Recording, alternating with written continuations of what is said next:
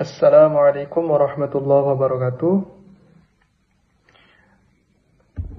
Perkenalkan, nama saya Muhammad Iqbal Maulana. Saya dari kelas PAI 4B, NIM saya 2312153. Dalam kesempatan kali ini saya akan menyampaikan suatu materi yang berjudul Pengembangan komponen tujuan dalam kurikulum, mata kuliah pengembangan kurikulum. Dosen yang mengampu pada mata kuliah ini adalah Dr. Hernanelis MPD. Dalam kesempatan kali ini saya akan menyampaikan beberapa rumusan masalah yang diangkat di dalam materi kali ini. Yang pertama adalah pengertian tujuan kurikulum. Yang kedua, hierarki tujuan kurikulum. Yang ketiga, taksonomi tujuan. Yang keempat, pengertian indikator pencapaian tujuan. Yang kelima, fungsi indikator pencapaian tujuan. Yang keenam, langkah-langkah merumuskan indikator pencapaian tujuan.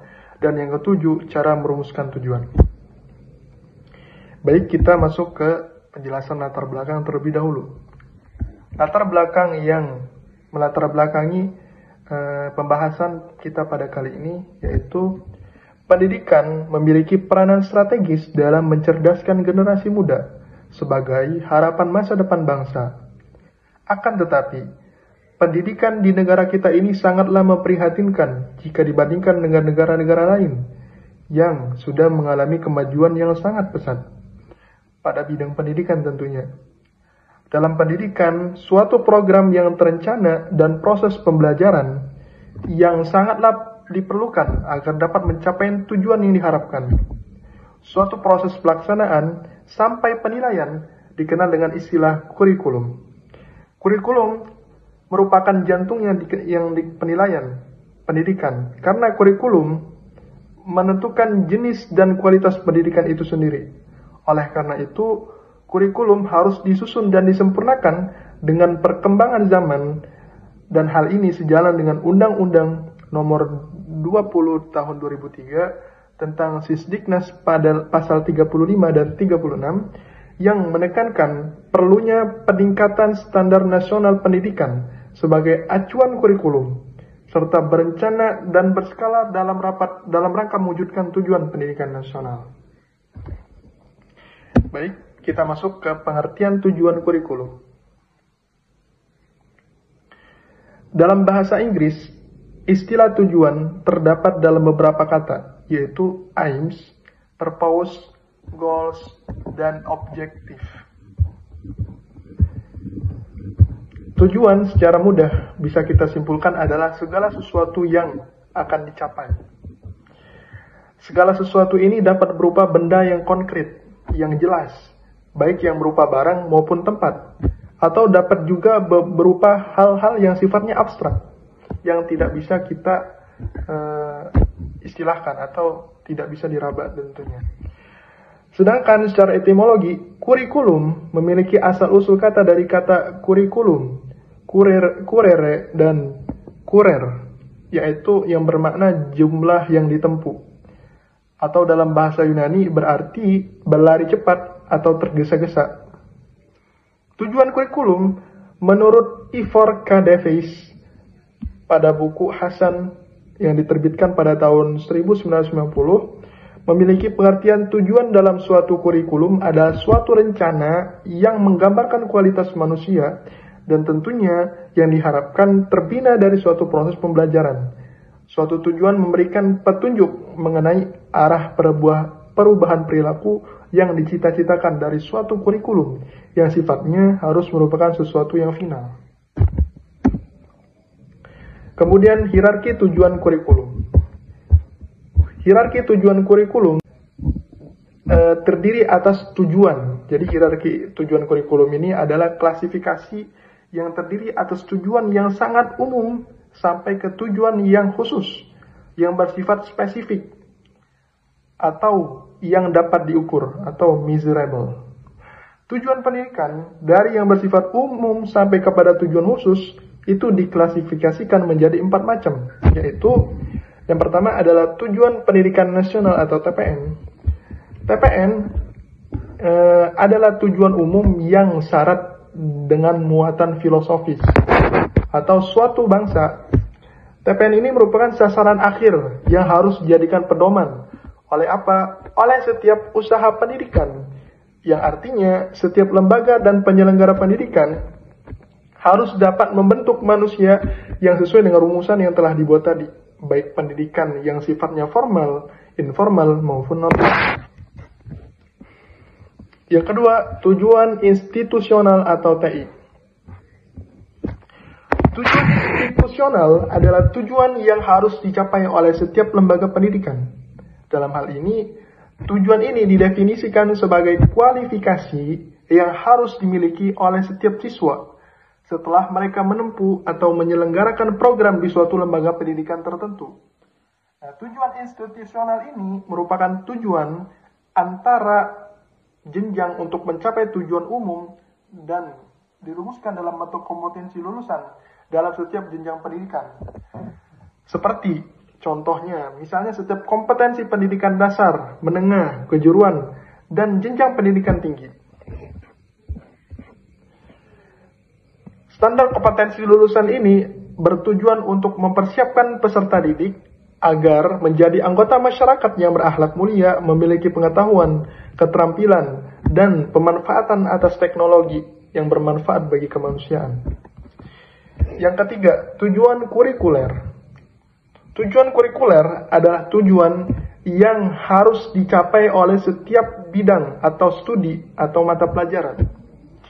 Tujuan kurikuler secara mudah dapat didefinisikan sebagai kualifikasi yang harus dimiliki oleh anak didik setelah mereka menyelesaikan suatu bidang studi tertentu dalam suatu lembaga pendidikan.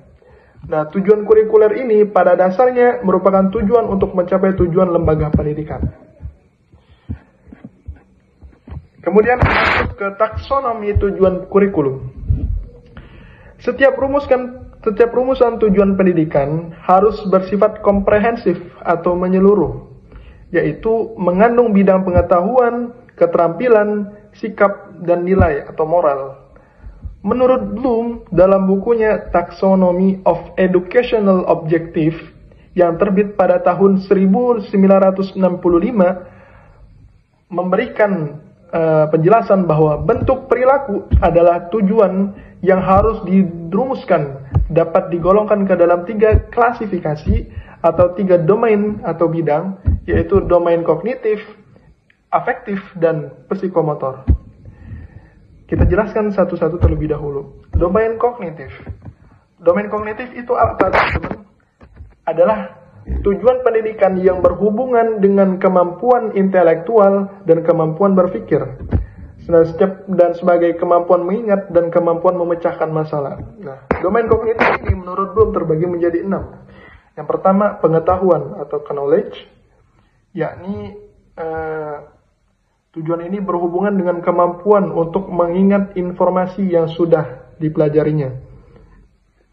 Yang kedua, pemahaman. Pemahaman lebih tinggi daripada pengetahuan. Pemahaman bukan hanya sekedar mengingat fakta, akan tetapi berkenaan dengan kemampuan menjelaskan, menerangkan, menafsirkan, dan kemampuan menangkap makna atau arti suatu konsep. Yang ketiga, penerapan.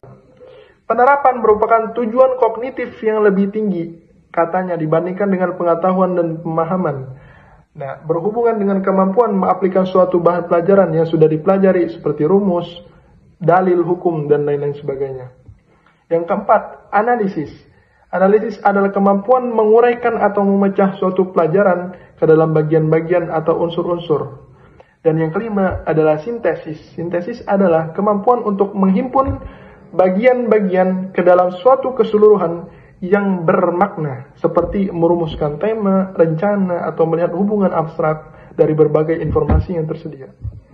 Dan yang keenam adalah evaluasi, yang memiliki arti tentunya teman-teman sudah tahu bahwa evaluasi itu adalah kemampuan menilai kembali sesuatu terhadap yang berdasarkan maksud atau kriteria tertentu yang memberikan nantinya suatu keputusan untuk mempertimbangkan ukuran-ukuran tertentu.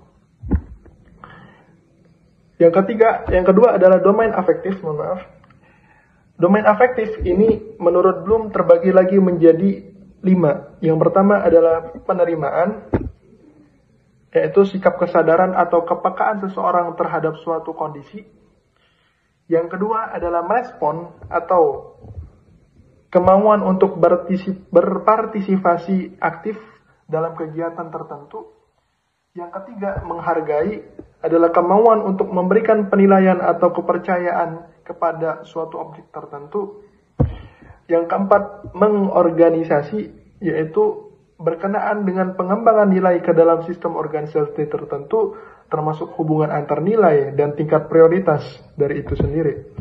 Dan yang kelima, karakterisasi nilai, yaitu mengadakan sintesis atau internalisasi sistem nilai dengan pengajian secara mendalam. Yang ketiga, domain psikomotor. Domain psikomotor adalah domain yang berhubungan dengan kemampuan keterampilan seseorang. Dan Bloom membaginya menjadi 6. Yang pertama, gerak refleks. Yang kedua, keterampilan dasar. Ketiga, keterampilan perseptual. Keempat, keterampilan fisik. Kelima, gerakan keterampilan. Dan yang keenam, kemampuan non-diskursif. Masuk ke lanjut ke materi berikutnya, yaitu pengertian indikator pencapaian tujuan. Dalam Kamus Besar Bahasa Indonesia atau KBBI, yang disingkat dengan KBBI, indikator adalah sesuatu yang dapat memberikan atau menjadi petunjuk atau menjadi suatu keterangan jika dikaitkan dengan pembelajaran. Nah, indikator ini merupakan petunjuk bagi guru apakah hasil pembelajaran telah tuntas atau belum. Nah, indikator artinya petunjuk atau tanda-tanda yang tampak dari seorang siswa itu sendiri. Pencapaian artinya yang telah dikuasai. Jadi, kalau kita gabungkan secara istilah, arti dari indikator pencapaian tujuan ialah tanda-tanda yang seharusnya tampak pada seseorang yang telah menguasai suatu kemampuan melakukan sesuatu. Nah, indikator pencapaian tujuan memiliki rumusan kemampuan yang harus dilakukan untuk ditampilkan oleh siswa untuk menunjukkan ketercapaian kurikulum. Nah, masuk ke fungsi indikator pencapaian tujuan. Fungsi indikator pencapaian tujuan yang pertama adalah pedoman dalam mengembangkan materi pembelajaran.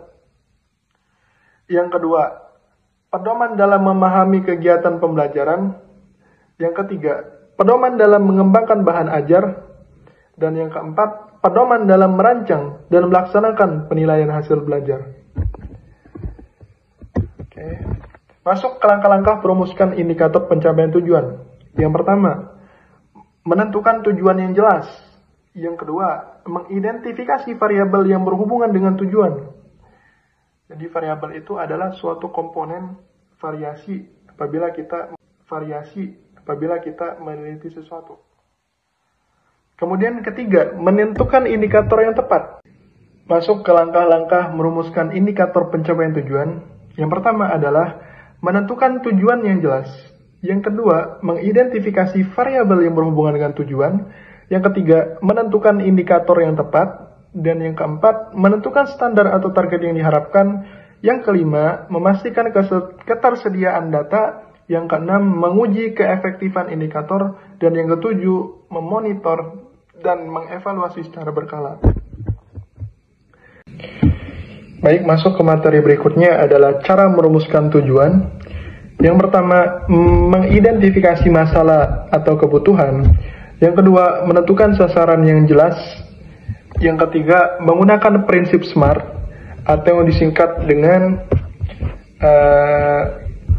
spesifik atau tujuan harus jelas dan tidak ambigu. Yang kedua, measurable atau ada indikator keberhasilan. Yang ketiga, achievable atau realistis berdasarkan sumber daya yang ada. Yang ketiga, relevan atau sesuai dengan visi misi pendidikan. Yang kelima, time bound atau berbatas waktu. Nah, yang keempat, menentukan indikator pencapaian. Yang kelima, menentukan cara mengukur keberhasilan tujuan. Yang keenam, membuat rumusan tujuan yang jelas. Masuk ke contoh rumusan tujuan. Mungkin ini bisa teman-teman lihat aspek rumusan tujuan, mulai dari misalkan kita di sini mengkaji tentang aspek pendidikan.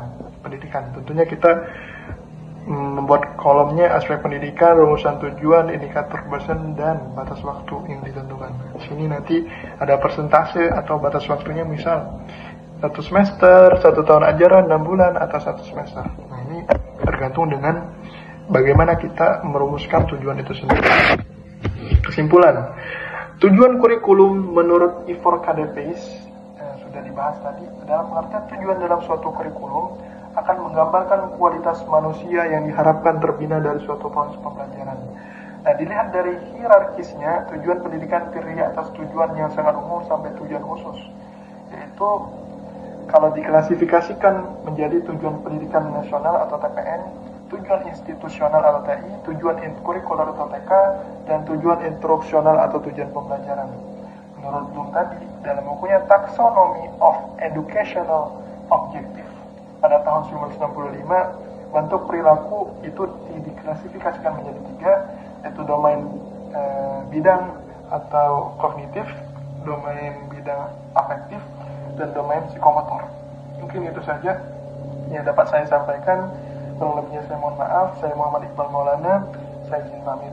Assalamualaikum warahmatullahi wabarakatuh.